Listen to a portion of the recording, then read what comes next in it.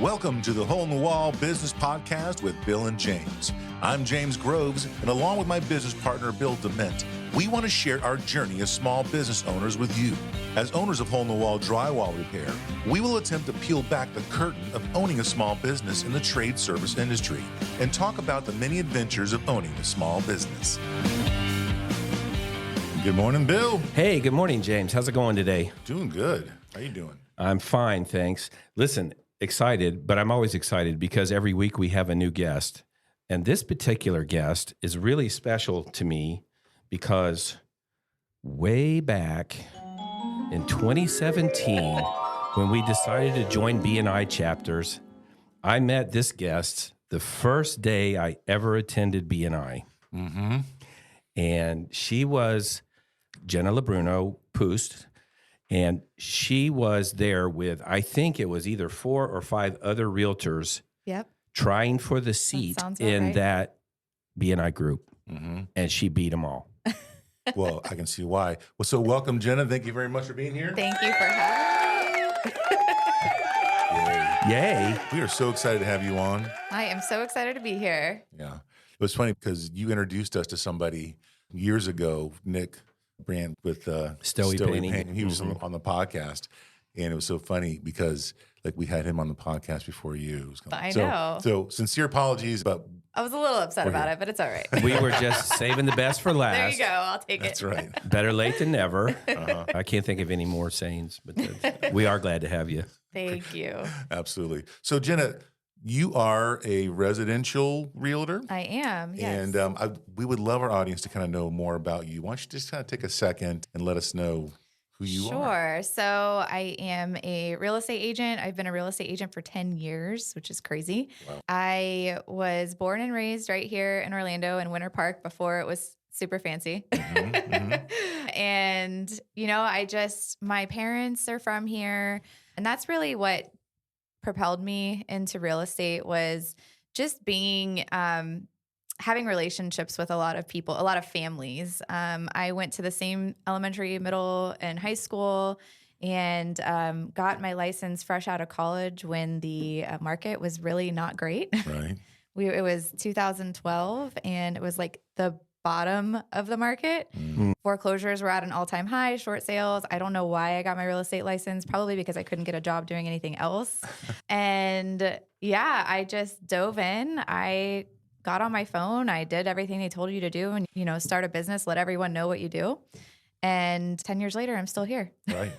So now I've known you for a few years, but I've seen you progress because obviously there's a lot of realtors, you know, in Florida, Yes. you can throw a rock into 10.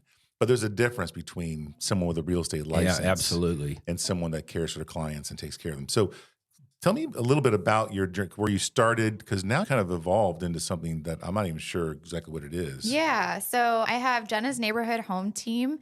And basically, I am just a self-sustaining team. Mm-hmm. I sell between 30 and 40 houses a year consistently, trying to make the jump to the next spot, I guess you could say. But I have progressed. Yes, I am my own team. Mm-hmm. I have an assistant. I have a transaction coordinator. Really, I just learned about myself over the 10 years. And I think what was most important was figuring out what my strengths and weaknesses were, mm-hmm. and how I could delegate what my weaknesses were out to other people. Right. So that's helped me evolve into my own team and really stay in the sales lane, and then, you know, delegate, you know, tasks for contract to close to other people, marketing, that sort of thing. Cause those aren't my forte. Really, mm-hmm. selling houses, being in houses, being on appointments with people and changing their lives is where I want to be. So you didn't start there. So you obviously started working for another broker, yes. just kind of getting your feet wet. Yep. How did that process work out, and what made you evolve? What were some of the key points that helped you evolve through these years? Yeah, so I found success early on just because I was an open book. I was open to whatever people told me to do. Mm-hmm. I just said, you know, I've got nothing to lose here. There's a lot of money that I can make, so just tell me what to do. And so I was with my first broker for 5 years, and he poured into me. And I think that was a really pivotal point in my business, was choosing to work with someone that I could tell cared about me as an agent and my success instead of just, being another number. And so I was with a small brokerage. I really took my time in picking a good broker, and he built me up. I eventually had moved on past that, but I just did everything that someone who was already successful was doing. Sure. Yeah. No reason to reinvent the wheel. Right. Successful people. Yeah. And you know what? You just kind of skimmed over there a minute ago, but it's such an important realization when you realize this is my skill set. I'm not good at everything. Right. And frankly, even for our business here at Hole in the Wall, realizing that I wasn't such a good operations guy. I was a good sales guy. Yeah. I was a good tradesman, but coming to that realization, and I think a lot of businesses hamstring themselves thinking that entrepreneur thinks that I can do everything and I can do it better than anyone else. And you really hamper yourself. It takes a lot of personal growth to get there. Yeah, to be okay that's a good way to put it. Right. Yeah. To be okay with understanding what your weaknesses and your limitations are, and then being able to relinquish control of that. Oh, yeah. Yeah. So that takes a while for someone. It's taken me 10 years to get to that point, and it's not something that happens overnight. At least for me, it wasn't. But what a rewarding journey, right? Yes. Figure that out and get there. Yeah. Well, and to think that, I'm not doing something right. And there's a mental thing with that. I get it, because I'm a perfectionist in many ways. And so it's difficult for me to want to release the reins because I think I can do it better myself sometimes. Right. But one of the things we really tout here on the podcast is you have to release control of those things. You have to outsource certain things. I don't necessarily want to do my marketing. I can't. My wife's an accountant, but I don't want her to be my full-time accountant for the business. So you have to hire CPAs and bookkeepers, and you have to hire marketing people. You have to be able to diversify and have people that can help you with your strategies. Correct. And it's a maturity thing, because a lot of solo entrepreneurs just don't want to release anything. Yeah, Right. it's true. Right. Well, it's a step of faith, and that's the difference frequently between a business staying small as a 1 or 2 person operation and being able to sort of cross that threshold of growth. If I had held everything tight at Hole in the Wall, I still would be operating with 1 or 2 people. Right. But because I took a step of faith. And you know what? I want to tell you this really quick. When James came in with us, he had such a different skill set. He showed up out of a $90, $100 million company with a lot of different ideas, things I hadn't even heard of. And pretty soon I was kind of grousing to my wife, like, he's really good at that. And I feel, I guess I was feeling a little less than. She says, whoa. She says, you did things he couldn't and wouldn't have done. So essentially think of it as a relay race. You ran the first leg. Yep. And now you've handed off the baton. And I'm like, wow, that's okay. Yeah. That's really good. You complement each other. I was not going to go start a drywall repair company. No, he never Here you would are. have. His personality is such, he wouldn't have made the sacrifices I was willing to. Right. Until it got to a specific point. Right. And because I did that and then was able to step back and go, well, the bigger picture is never going to happen unless I create a team Right. and start working that direction. Listen, you find the best people you can, you show them what to do, and get out of their way. Well, the experience is so much better for the customers too when that happens. You're not frazzled. Oh, that's a great point. Right. You're not spread thin. I remember when I had my first hire, people loved her, and I was like, "Oh my gosh, this is wonderful! You can do this, and and you can talk to them about this, and like, I'm not going to be frustrated, and or I don't have I won't have to hop off the phone really quick because I've got another phone call coming in. So it creates a better experience for your customers at the same time when you can hire the right person and delegate it out to the right person. But it has to be the right person. Yeah, it does. It does. And finding that right person is key. But if we just think back, if Bill only hired a couple of people and he tried to run the whole office by himself, he wants to take a vacation sometime. Right. He wants to be able to go to his kids, plays and, have some Sports family games, time, sports games. Yeah. And when you're a solo entrepreneur, you not only have to actually be the tradesman and do the job, you also have to be the person that gives the estimates. You're the person that answers the phones. You do the banking. You have You to do go the payroll. Right. You got to pay your bills. Yeah. I wonder if you've ever read the book, The E-Myth. No. And it's talking about the myth of the entrepreneur as this super person. Yeah. And, Okay. and in Would love to fact, read it. they're not. Right.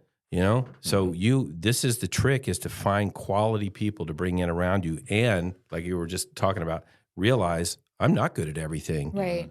And Right. if I can just find someone to cover that base.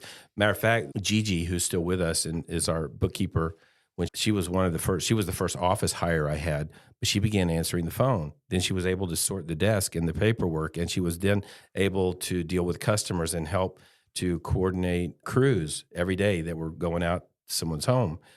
And that was such a big relief for me because I remember specifically coming in the office, seeing the desk was a foot high in paperwork and going, I can either sit here all day and sort this paperwork, or I can go out and make myself $500 or $1,000 today doing someone's drywall repair. Both have to get done, though. Right, but I know what I would prioritize. Right, exactly. So that's my point. Everybody's got their own little bailiwick. Everybody's got their own little special thing to do, and that's what they focus on doing. Right. And hopefully, if your team is structured correctly, there's not two people doing one thing, but everybody's covering their own base. Right, Yeah. right. And then really being able to take that first vacation, where Gigi was there to answer the phones and schedule things and make sure the employees had their routes, allowed you the relief for the first time in forever to take a vacation and not worry about, because when you're by yourself, you're not getting paid when you're not working. Right, right. We don't have PTO time as a small business. Right. We don't have vacation time. I am curious, though, as a realtor, when you do that, because I assume that's part of the team effort for you, is that you now can go take a vacation. Are you still taking phone calls while you're at the beach? Absolutely. Yeah? Yes. So Okay. we only get paid when the phone rings, right? Okay. So we may have coverage if someone wants to go see a house, we'll have someone hop in and go show that house. Right. So yes, you've got freedom in some capacity, but I'm still answering the phone. I don't want them to go anywhere else. Actually, recently I was at the beach 2 weekends ago, and I had a customer that I had been working with, and they walked into an open house and decided to make an offer on that house. Oh, wow. But they had approached that agent. The agent said, I'll write you up the offer. And they said, no, my realtor is on vacation for today. She'll be back. They had enough trust in me, but I had that conversation with them previously, So I think that it's important for us as, or for anyone that's listening that is trying to balance still kind of being, a realtor or something similar where you still have to answer the phone, preparing your buyers or your customers when you're stepping out is important as well. Sure. Yeah. And making sure that relationship is still there and solid. And it worked, ended up working to my benefit. But it was a little, there's a little guilt that comes with it sometimes when you have to put your phone down for a little while. But my family deserves me as well. Yeah. So you just have to be, you have to have those conversations up front. At least in my business, you do, and it'll all work out. But in terms of someone, they can step in and they can show houses for you. I had someone recently go take a lockbox off for me. So there's little things that can be done all the time that you can delegate to other people that, aren't necessarily making me thousands of dollars, but still have to get done, to your point with the paperwork. Yeah. So just finding those people. And my broker always says the point of a team, the goal of a team is freedom. And I love that. That's a nice concept. There's a lot behind that. Yeah. Yeah, absolutely. It's funny. One of the things that we were talking to a consultant, and he said the one thing that he saw that we didn't see about us. We went to lunch together. We were together probably a couple hours. And he's like, it's impressive that your phone's not ringing, because it took us a long time to get there. For the longest time. Someone else's is. Yeah. Okay, so ready to start your own business? How would you like a jumpstart? Hole-in-the-Wall Drywall Repair is now offering franchise opportunities for strong entrepreneurs. When you franchise with Hole-in-the-Wall, we help you get up, running, and ready to start generating revenue fast. You get access to our comprehensive training program, continued support, and our proven business model that has allowed us to experience explosive growth. Achieve financial success while providing a valuable service to your community. Take the first steps towards achieving your entrepreneurial dreams. Go to holeinthewallfranchising.com. So obviously, there's been ups and downs in the market. There's been ups and downs in the career. Let's highlight maybe a couple of really good wins. What are some really, what was a good turning point for you? What was a good win for you? Gosh, I decided in COVID, it was the market was crazy in COVID. I don't care what state you were in. It was a different animal. Yeah. It was just nuts. But I decided that if I was going to survive this, I was going to hire a coach. And so I hired a business coach. I've actually had a couple of them, all different in different capacities. But I think when you get to, as a business person, you can't do it. Like we said, you can't do it on your own. And sometimes you can't even see the big picture on your own. So a big turning point in my business was when I decided to hire a coach to help me see the 30,000 foot perspective. What are my long-term goals? I had obviously had success with it. This is what I had decided I was going to do for the rest of my life. I wasn't sure for a little while. I thought maybe I just had my real estate license and I was selling houses. And you actually were trained as a teacher, as I recall, right? Yes, I was certified to teach as well. I was kind of all over the place, but I was really good at selling houses. So once I had ingrained that in my own brain and believed in myself, I decided to take the leap and hire a coach. And so that was big for me. The accountability that comes along with it, someone helping me get clear on, what my strengths again, my weaknesses, and where I can really take this thing in the long run. That was a turning point in my business. Fun. Yeah. You know what, James, he likes this quote, but once in a while he'll say even Tiger Woods has a coach. Yeah. Coaches need coaches. It's hard to do it and see where you're going on your own when you're bogged down by the everyday work of everything. So I was able to, a lot of people were so busy and caught up in the market that even though it was a great market, there were buyers falling out of the sky. Interest rates were low. People wanted to sell because they were sick of sitting in their house for 6 months. People were really, realtors specifically, were really overwhelmed. So were tradesmen because people. Oh, we were busy. Yeah. But people were really overwhelmed and almost too overwhelmed to grow their business in that time. They're just too busy working to focus on growth. And I actually had my best year in 2020. And that was because I slowed down, hired a coach, started to delegate some stuff out, had someone else showing some houses for me, that sort of thing, and focusing on my business growth. So terrific. Yeah. That was probably the biggest turning point in my career. Other than that, making sure, like I said, that being with the right broker is huge. If you're not going to be your own broker, making sure that you're aligned with someone or an entity that is going to keep you accountable and let you grow and help you discover, the market and yourself along the way. That's going to be key as well, is just making sure you're in the right environment.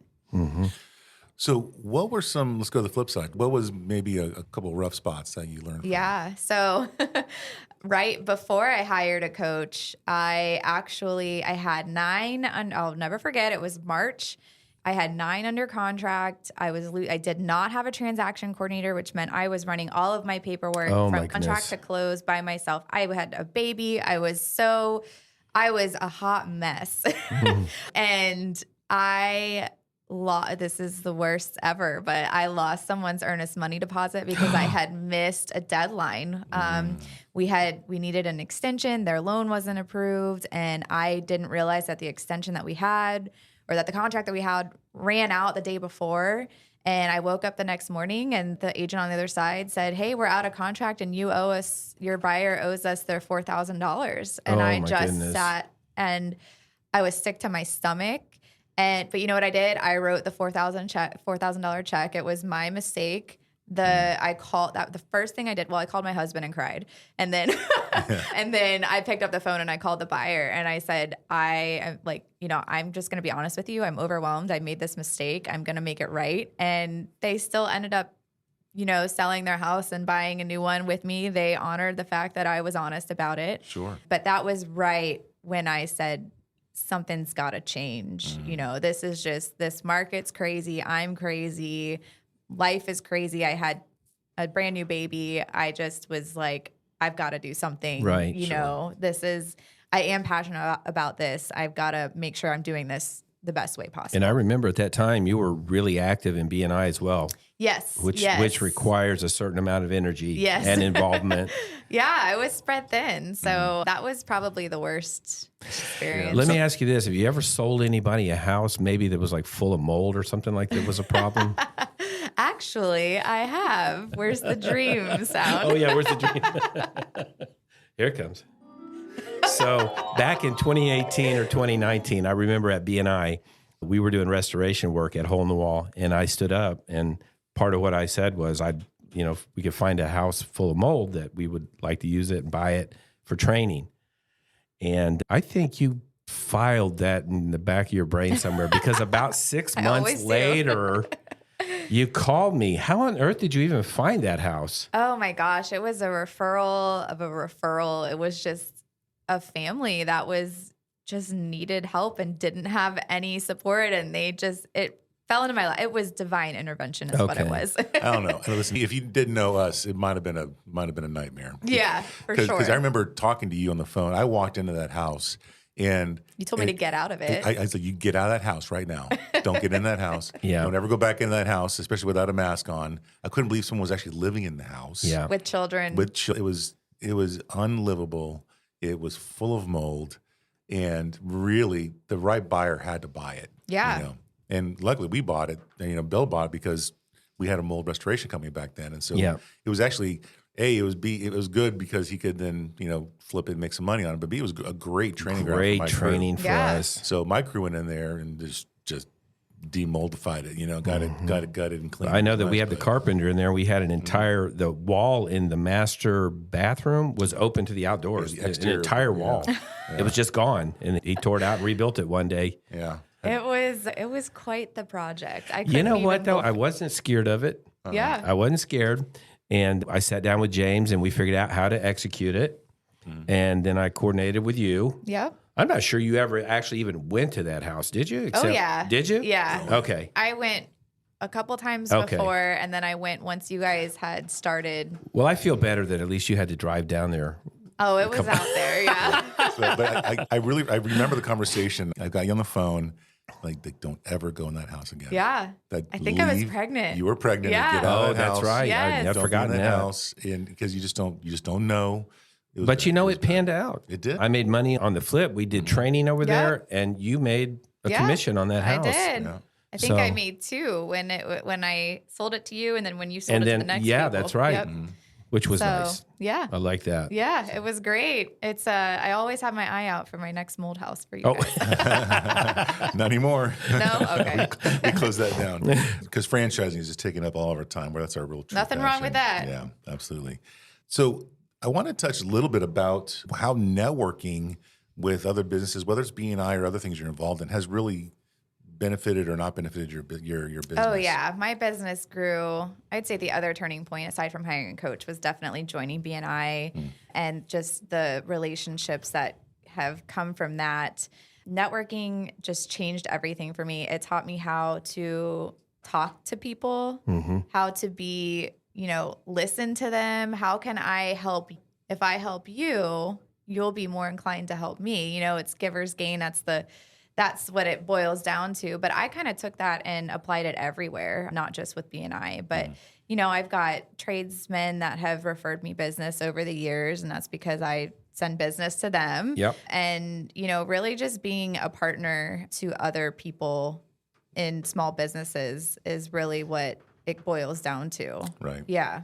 I think that's one of the things that BNI really got right, though. Oh, yeah. Is don't go in there with your guns blazing trying to be a salesperson. Right. Go in there and make relationships. Right. And then from the relationships, the business will spring. Pour into others. Yeah. And I got a 20-second timeout.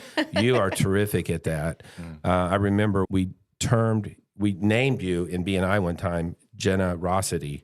Yeah. Yes. Because you always came with something for somebody. Yes. And you were always giving. Yeah. And I remember, and I'll take credit for that. I'm pretty sure I You coined did. the phrase You coined it. generosity. I love it. There's a mindset that you need to be in my opinion, because if you're always looking for the ROI, if you're always looking for that investment, well, I'm not going to give referrals to Bill because he's not giving me any referrals. I'm not going to get, if you're always looking for what am I going to get mentality, Right. you really don't grow very fast. No. But once you forget and you just become that generous person, that person that has integrity, that people can trust to do the job, to refer them, then you become a trusted referral partner that I know that I can go to Jennah and ask her a question. She will be honest. She will give me a referral to somebody that will definitely help me. She will yeah. be, And a strange and beautiful thing happens. Friendships develop. Yes. Yeah. It's so true. because you can't do business in a vacuum. You have to be. Oh, yeah. You have to be in a relationship, in a networking relationship, friendship relationship with other people who are doing business. Well, when we are working with people's homes, there's so many systems involved. Yeah. And so you have to rely on the help of others. And you have to believe that, no, my people are going to take the best care of you. Sure. So you have to really form that army, that alliance of people, because you want the best for the customer, right? But you can't guarantee what Joe Schmo, the AC guy that they're talking to, is going to do. But you know that the guy that you're working with, your relationship is on the line, and he's not going to drop any balls, to compromise your relationship. So you just really have to build that army of ambassadors that you trust, that trust you, and it turns into such a beautiful little thing. Well, as a realtor, you become really a point person to validate other workers, and we have a good relationship with a few realtors, but being able to trust someone to go into a buyer's new home and analyze it and make sure it's going to be done right. I mean, how important is that? Yeah, and connect them, like she said, connect them with the right people they need to help get things done. Right. You're not just scrolling through the phone book looking for, a handyman. In my business, people walk into homes and they get so caught up in the colors of the paint and the cabinetry and the wrong stuff. Yeah, right. And so I think that's where I bring a lot of value, is while everybody's looking at that and, what's the height of the ceilings and that sort of thing, I'm walking around going, okay, let's look at the water heater. Let's look at the AC. I am by no means an inspector, but after 10 years, I know some stuff to look at, and I know who to call when something looks fishy. Yeah. There's a lot of value that's brought to the customer's eyes when you can walk in and you can just look at something and say, I need my guy to look at this. Yeah, and you get your guy in there, and then they really trust you. They trust him. I've caught so many different situations where I've saved people on a sale or I shouldn't say save them from a sale. Yeah. A bad purchase, just because I knew who to call to look at something. Right. Yeah. So looking forward, Yep. forecasting, what's on the horizon for you? Oh, gosh. What are you excited about? Well, I'm excited about interest rates coming down. That's realtor speak, folks, right there. Yeah, it sure is. Yeah. So the answer to that question truly does lie in what goes on with our market over the next year. Okay. So we're either looking at another craze, which will be super fun. I'm here for it. Or we're looking at a continued struggle with where we're at right now. Rates are so high. Inventory is so low. There's so many buyers. The market it's just up and down right now. It's so volatile and it changes by the week. So I'm looking forward to hopefully some stability in the market. Okay. Yeah. And are you continuing with your coach? Is that something ongoing? So I actually just switched over to a brokerage that the broker actually coaches me. Oh, terrific. Yeah, so she's out of production completely, and her sole job is coaching agents, her top agents. That's a smart broker. Oh, she's wonderful. She's very selective with who she brings on. You definitely have to pass, her test. So I was really excited to change brokerages recently. And so I guess I could say that in addition to the market, I'm really looking forward to how this new partnership with my new broker shapes up, because there's a lot of potential there. Very cool. Yeah. Cool. So if somebody wanted to get a hold of you, what's a really good way to find you? The best way to get a hold of me is always calling me, but Jennah's Neighborhood, Jenah, you can search that on Facebook or on Instagram. Or you can Google it. You'll find me anywhere. Jennah's Neighborhood is my brand. It's my team. It's my tag. So it's a good team. I know that. Look me up. Yeah. They have a good leader. They sure do. Jennah, thanks so much for coming and being on the program this week. Absolutely. I had Love so much having fun. you. Yeah. Great information, and you are an inspiration. Good stuff. Thanks, guys. And thanks for always having hole in the wall in the back of your brain and sending guys like Nick to us. So Absolutely. Great show. Thanks everyone for listening. We'd like to thank you for listening to the Hole in the Wall Business Podcast with Bill and James. We'd love for you to join our Facebook group and keep the conversation going. If you'd like to learn more about us and our business, check us out at holeinthewall.com. If you'd like to learn more about how to start a Hole in the Wall franchise, go to holeinthewallfranchising.com.